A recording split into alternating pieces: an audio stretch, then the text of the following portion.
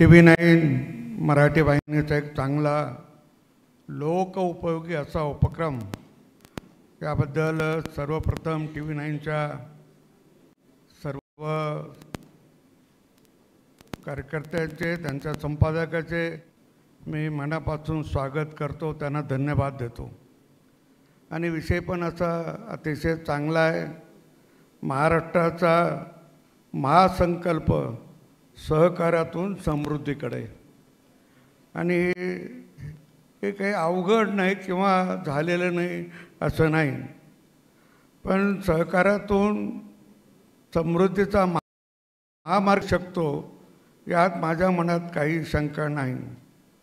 तसे भारतरत्न डॉक्टर बाबासाहेब आंबेडकर म्हणाले होते की राज्यघटनेसंबंधी बोलताना ते म्हणाले होते, घटना चांगली की वाईट यातील लिखाणावरून नाही तर त्याचा वापर कसा केला जातो यावर अवलंबून आहे। माझं मत सहकाराचं पण तसंच आहे, सहकाराचा वापर कसा केला जातो त्याच्यावर सहकार चांगला का वाईट आणि सहकार त्यावरून असं वाटतं की सहकारचं देखील तेच वाक्य यांना लागू होतं। सहकार शुद्ध विचाराने, शुद्ध आचरणातून चालविला तर तो समृद्धीचा महामार्ग निश्चित होऊ शकतो। एकमेका सहाय्य करू अवघे धरू सुपंत एक चांगलं घोषवाक्य दिलेलं होतं, पण आता एकमेका विरोध करू अवघी संस्था बुडवू अशा प्रकारचं धोरण हे काही जण अवलंबितात आणि त्याच्यामुळे सहकारामध्ये जे काही दोष निर्माण झालेत त्यावरून लक्षात येतं। आणि म्हणून अशा एक विचित्र मानसिकतेतून जे सहकार्यात काम करतात त्यांनी सहकार काही पुढं जाणार नाही। दुसऱ्याच्या चुका शोधत बसल्याने आपण सहकारात यशस्वी होऊ हा भ्रम आहे। आपण सहकाराकडे कसे बघतो आणि वागतो हे आधी बघा आणि सहकार स्वतः आचरणात आणला पाहिजे। सहकारात जनता, संस्था चालवणारी मंडळी आणि सरकारने निर्माण केलेल्या सहकारी खात्यातील कर्मचारी, अधिकारी यांचा जवळचा संबंध आहे। यामध्ये जनतेमुळे सहकारी संस्था निर्माण होतात, जनतेतून भागभांडवल निर्माण केले जाते, जनता ठेवी ठेवते, जनता कर्जही घेते। सहकार क्षेत्र जनतेमुळे वाढते, फोपावते, पण सहकारी संस्था उतरल्या लागतात, हळूहळू लयाला जाऊन बंद पडतात। त्याला जबाबदार कोण असेल तर ते केवळ आणि केवळ संस्था चालक आणि काही सरकारी अधिकारी, सहकारी अधिकारी हे त्याला जबाबदार आहेत, हे विसरता येणार नाही। माझं 100% संस्था चालक आणि 100% अधिकारी, माझं तसं मत नाही की 100% हे बिघडलेले आहे, पण त्याच्यात थोडे जरी बिघडले तर ते अनेकाला घेऊन बिघडवतात।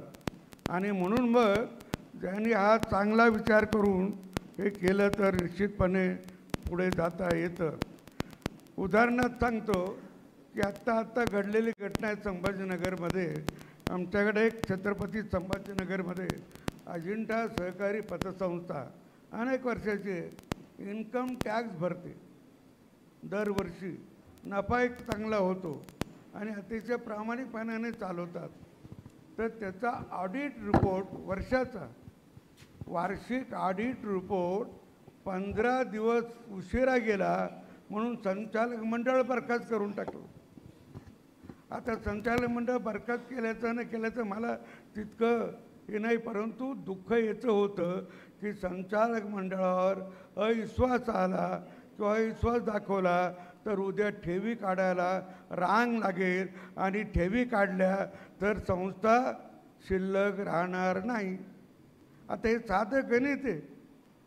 तुम्ही एखाद्या संस्थेवर नुसती अफवा उडवली तरी लोक घाबरतात आणि याने तर संचालक मंडळ केवळ एवढ्या कारणासाठी रद्द करणं हे ते उचित नाही. किंबहुना अशा पद्धतीने जर सहकारकडे पाहणार असाल तर मग मला असं वाटतं की सहकार खूप अडचणीत येऊ शकतो. संचालक मंडळ आणि म्हणून या संस्था, आता या संस्था इन्कम टॅक्स भरतात. संस्था चालकाला त्याच्या जवळच्या कंपनीला किंवा त्याच्या नातेवाईकाला बँक कर्ज नये हा रिझर्व्ह बँकेचा एक परिपत्रक आहे. मला वाटतं कायद्यात रूपांतर झालं की नाही झालं मला आता सांगता येतं नाही, परंतु झालं कायद्यातही झालं आहे. परंतु एखाद्या सभासदाला किंवा एखाद्या डायरेक्टरला कर्ज देतं कोण? त्यांनी काही तिजोरीत हात घालून काढून घेतलं का? आणि मग त्याने जर संचालक मंडळाने मंजूर केलं, संचालक मंडळाने मिनिट मंजूर केले, त्याच्यानंतर त्याला कर्ज दिलं, त्याने पुन्हा भरलंही असेल तर तो एकटा दोषी कसा? सर्व संचालक मंडळ.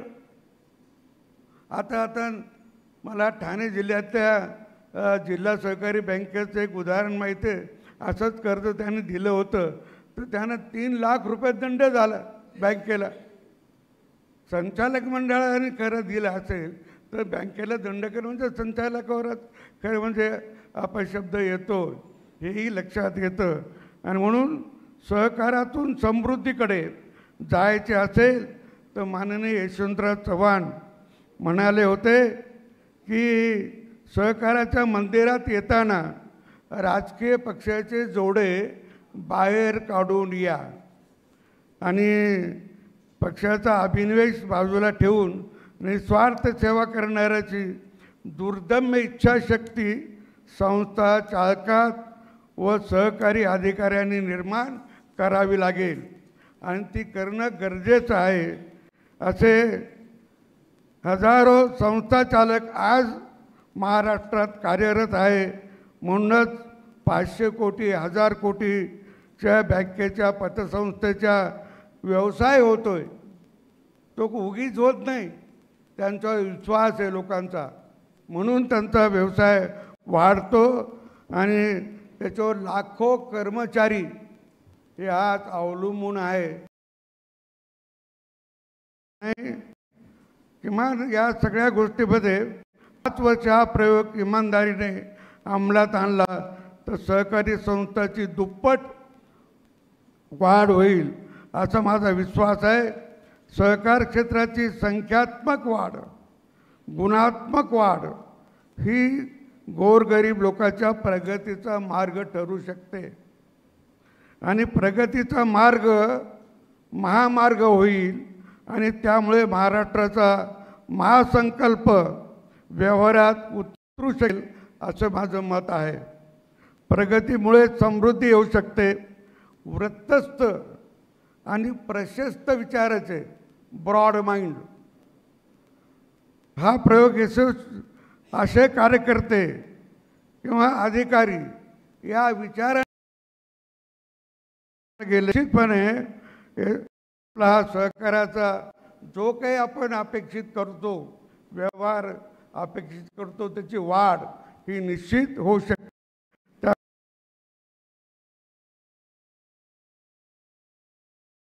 पाहिजे चालवायचं आहे, थोपायचं आहे असं मनात ठेवणार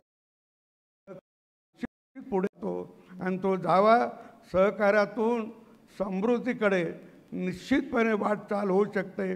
आजही झालेली आहे, नाही असं नाही. काही आपण पाहतोय ग्रामीण भागात, शहरी भागामध्ये हे पाहतोय. मला अजून आठवतं की या नागरी बँका छोट्या लोकांना कर्ज देतात. पायताने बूट पॉलिशवाल्याला कर्ज देतात, भाजीवाल्याला कर्ज देतात. सुधारले, त्यांची घरं झाली चांगली, पण हे त्यांना कोणी विचारलं नसतं. सहकार नसतं तर आणि म्हणून सहकाराकडे अशा एका चांगल्या नजरेने, चांगल्या विचाराने आणि चांगल्या आचरणाने आपण जर पाहिलं तर सहकार निश्चित फोफावेल, वाढेल. त्यातून समृद्धी म्हणजे जनतेची समृद्धी निश्चितपणे येईल असा माझा विश्वास आहे.